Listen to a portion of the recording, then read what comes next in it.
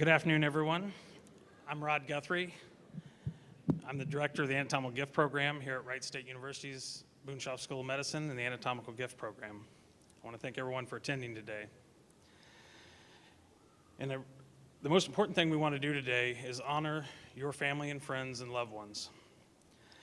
Also want to say a sincere thank you for all of our donors and help everyone understand a little bit more about the Anatomical Gift Program, what our charge is from the university, and how your loved ones affect the successful completion of that charge.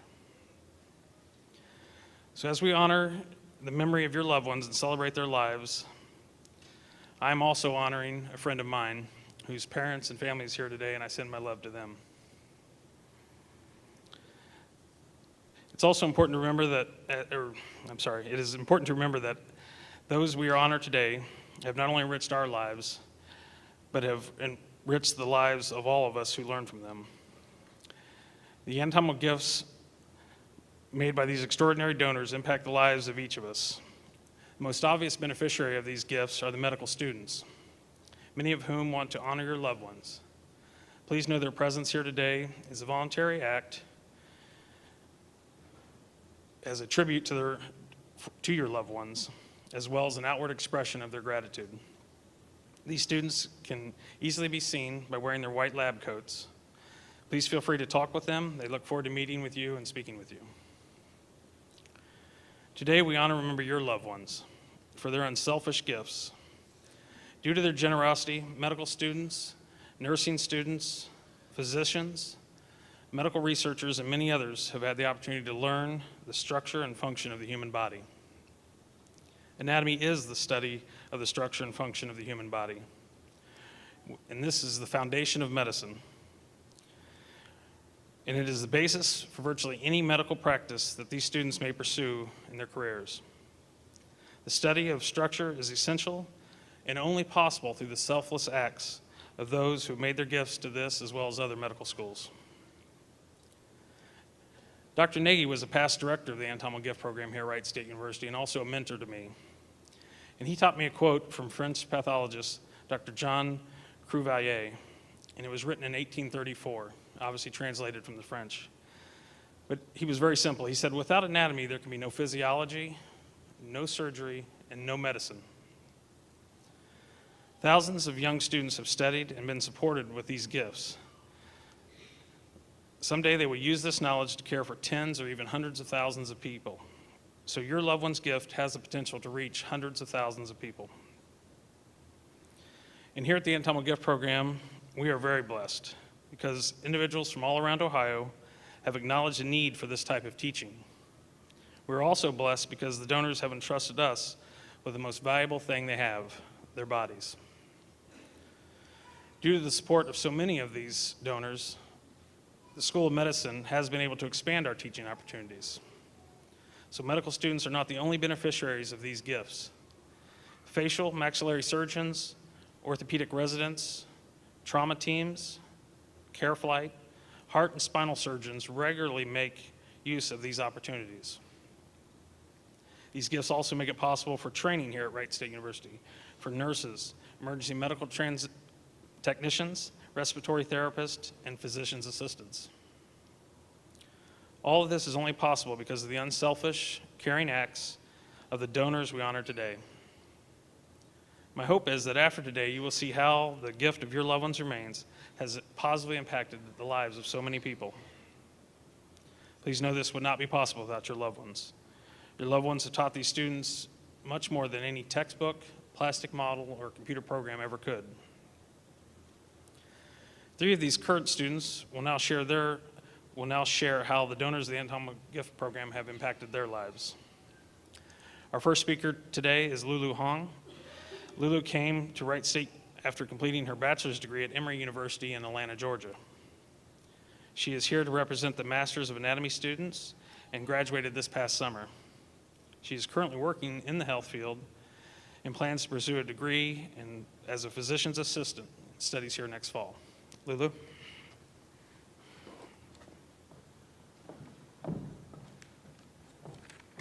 Thank you, Rod. Good afternoon. Again, my name is Lulu Hong, and I'm honored to represent the graduate students of Wright State and to be able to celebrate the lives and memories of your loved ones with you. A day like today reminds me of a type of celebration that my family and I partake in each time that I travel back to my hometown in northeastern China. We call it Shangfen, which literally translates to on top of the grave. We do this to pay homage to the memory of my grandfather, a man who raised me for the first 6 years of my life and who passed away in early 2004 due to diabetes. Near the end of his life, he chose to donate most of his organs to a local hospital in our hometown and to cremate the rest of his remains.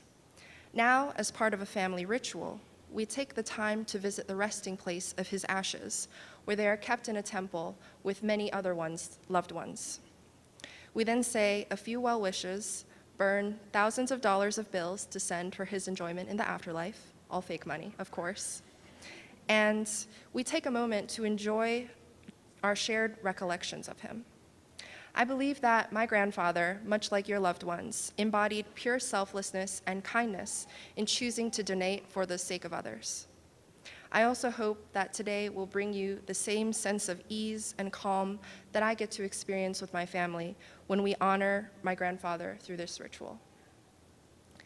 As a Master's of Anatomy student, I've spent my fair share of time around body donors.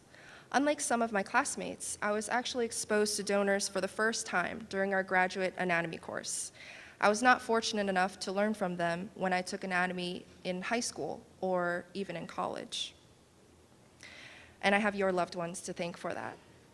I loved being able to take the two-dimensional information that we saw and learned from textbooks and to be able to apply them in a 3D hands-on way. There were multiple nights that I spent alone in the lab, aligning the pictures of nerves and arteries to the incomparable real-life model. In my second year, I was lucky enough to teach the anatomy lab component to prospective nursing and medical students here. Although I always tried my best to impart my knowledge and love for anatomy to the students, it was really the donor bodies that did most of the teaching. Watching my students experience the donors for the first time was like being able to see their inspiration hit. Many of the students would come to our open lab sessions before quizzes and exams, which was not mandatory for them. But they attended in order to perfect their understanding of the human body, which vessels provide oxygen to the lungs, which nerves innervate what type of muscles, and what muscles it takes to play the piano or to stand on tiptoe. However, the donors don't just educate our undergraduate, graduate, and medical students here. We also offer lab visits for high school students. This past spring, Wright State even hosted the National Science Olympiad Tournament, so students from the nation over, as young as those in 6th grade, visited our lab to learn from our donors.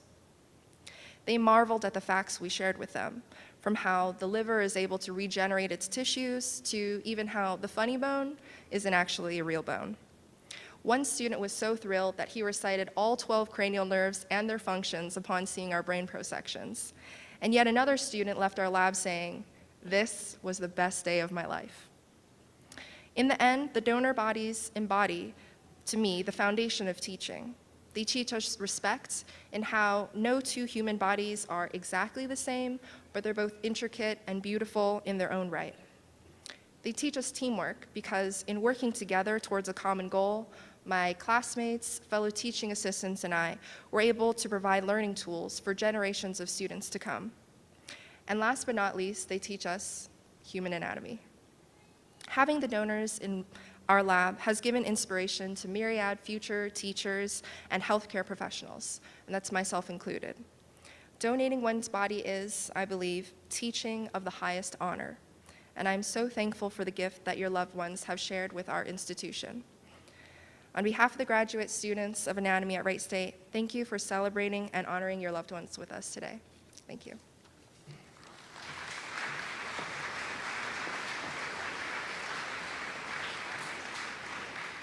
Thank you, Lulu. Thank you.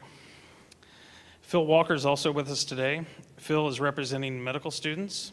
He comes to us from Morehouse College, also in Atlanta, Georgia, so Atlanta, Georgia is well represented here today. He is a second-year medical student pursuing an MD and a PhD in neurosurgery. Phil?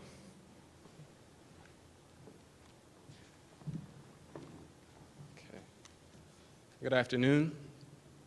It is truly an honor to be here today with you all.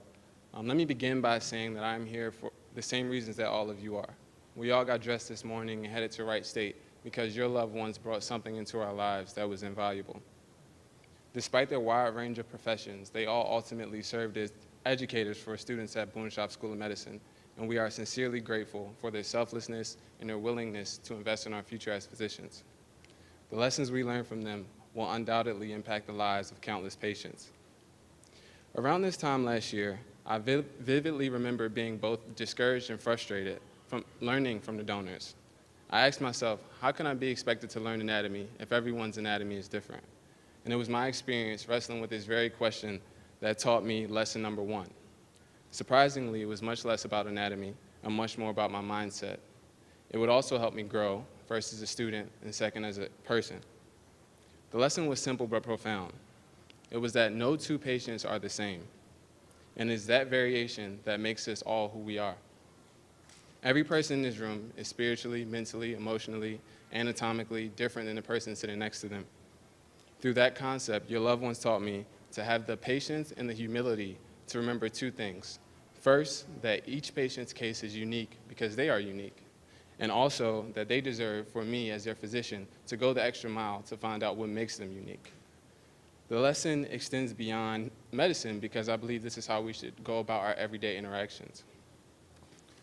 I feel that we should challenge ourselves to find the beauty in what makes us all different. I feel that we should try to approach each interaction knowing that there's at least one thing to learn from the other person.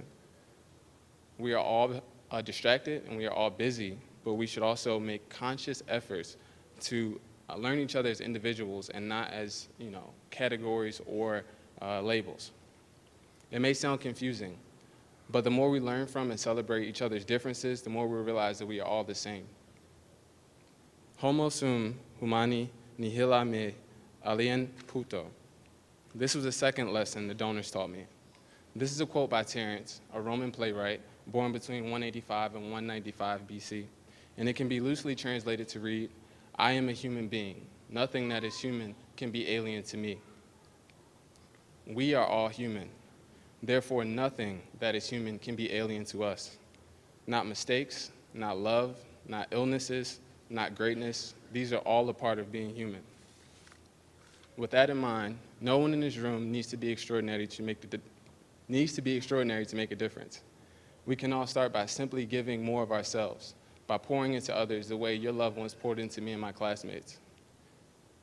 In honor of their sacrifice, I made a decision to give of myself.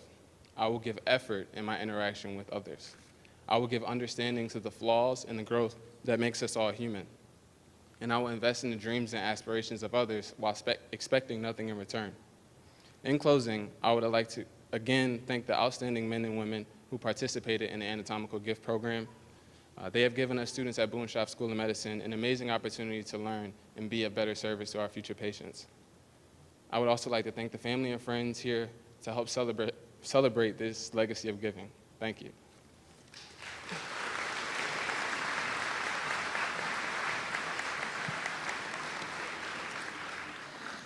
Thank you, Phil. Andrea Bell is also with us today. She is representing undergraduate students here at Wright State University, hoping to graduate in spring of 2018. She is majoring in psychology with a concentration in behavioral neuroscience. She's involved in undergraduate research here in behavioral neuroscience and plans to get a master's degree in physiology and neuroscience here at Wright State. She then plans to attend medical school also here at the Boonshoft School of Medicine at Wright State. Andrea?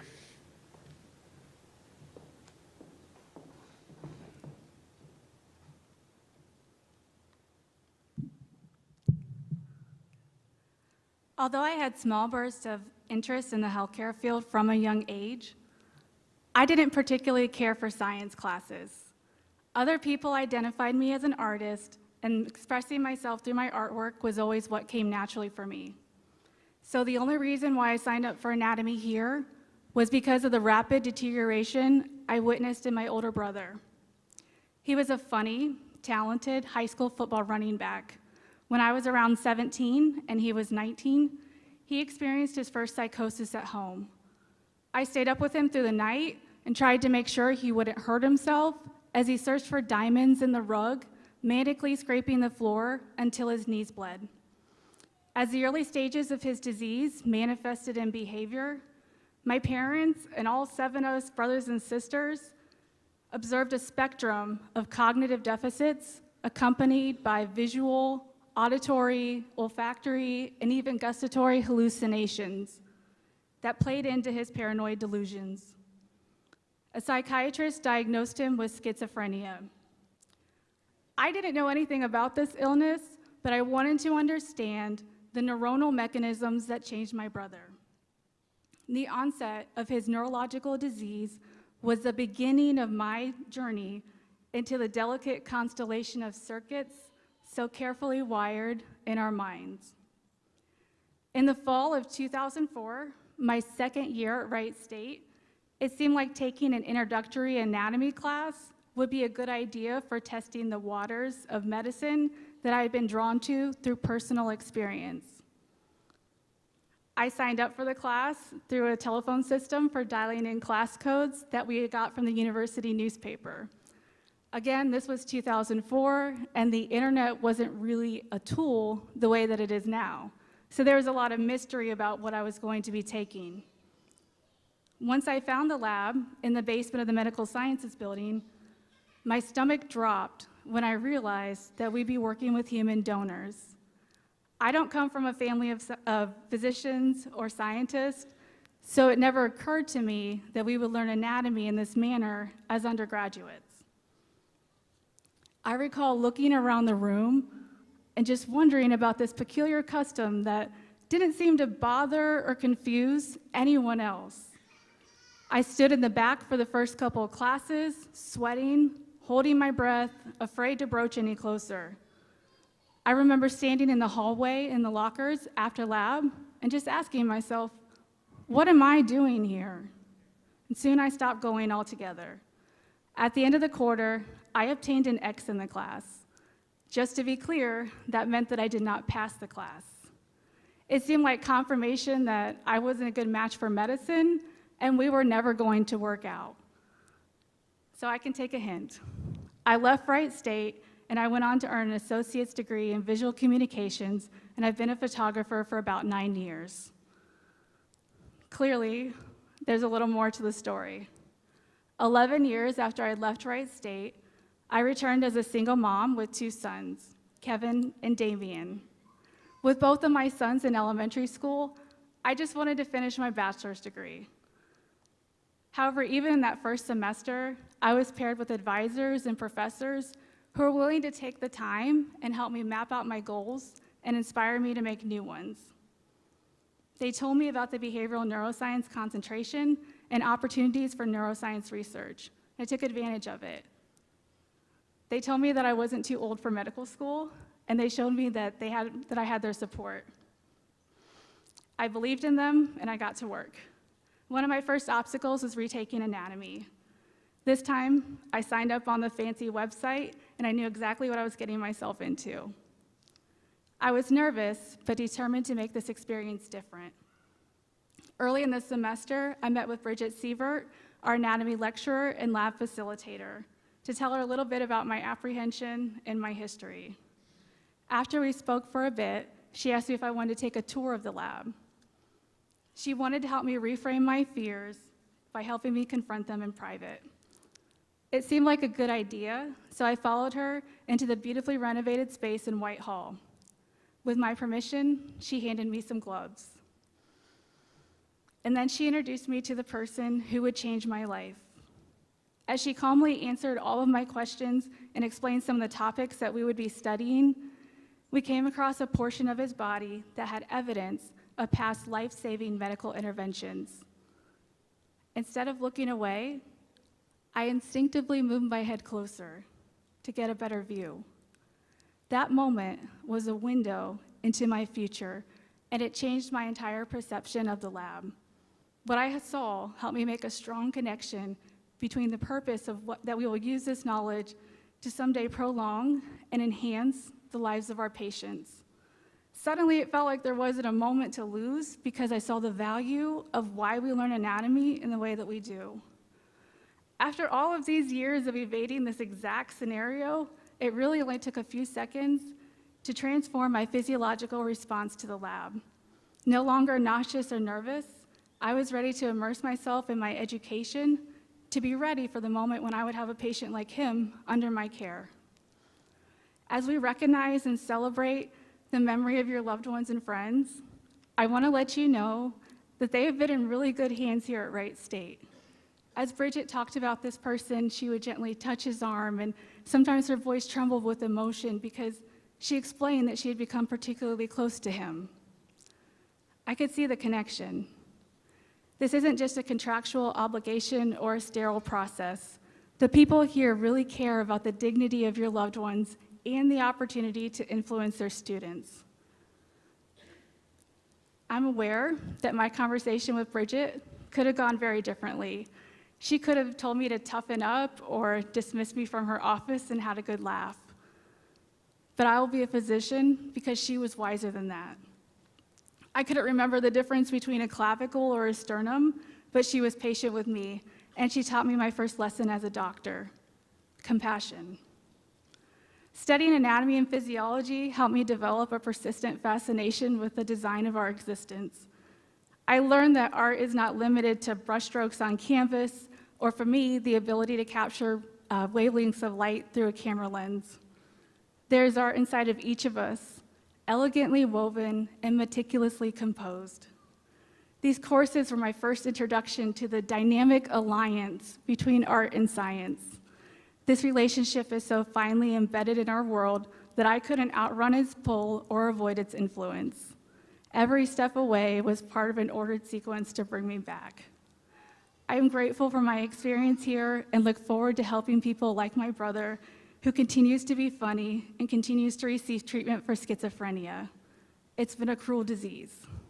In order to achieve my goals, your loved ones have played a significant part of that process. Death was the threshold that brought your loved ones and friends to us, but their mission wasn't over. Upon crossing that threshold, they became advocates for life.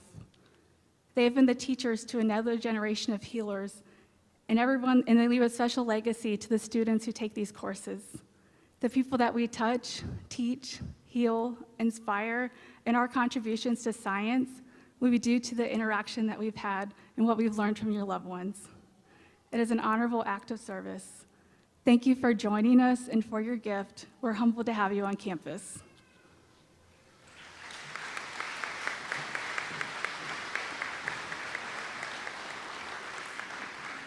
Thank you, Andrew. Very, very nice. At the conclusion of today's ceremony, all the guests are invited to attend a reception in the Endeavor Room. Guests are also encouraged to visit the Rocket Field Cemetery, and at the cemetery you will have the opportunity to view the final resting place for many of the donors here at the Anatomical Gift Program. If you wish to visit the cemetery, you can proceed out to the front of the Student Union where many of you came in today. We will have buses there to transport you to the cemetery, and medical students will be here to help escort and assist in any boarding needs. If you wish not to visit the cemetery, you may go directly to the reception. At the reception, Wright State students will be available to share their experiences as well as answer any questions that you might have. So today we have shared how your loved ones have impacted our knowledge of the structure and function of the human body, our current and future careers, and our lives. Your loved ones' donations will have and will continue to have had and will continue to have a positive impact in the lives of thousands of people. Once again, I'd like to thank you all for attending today's memorial program. At this time, we'll conclude the program with a moment of silence for your loved ones.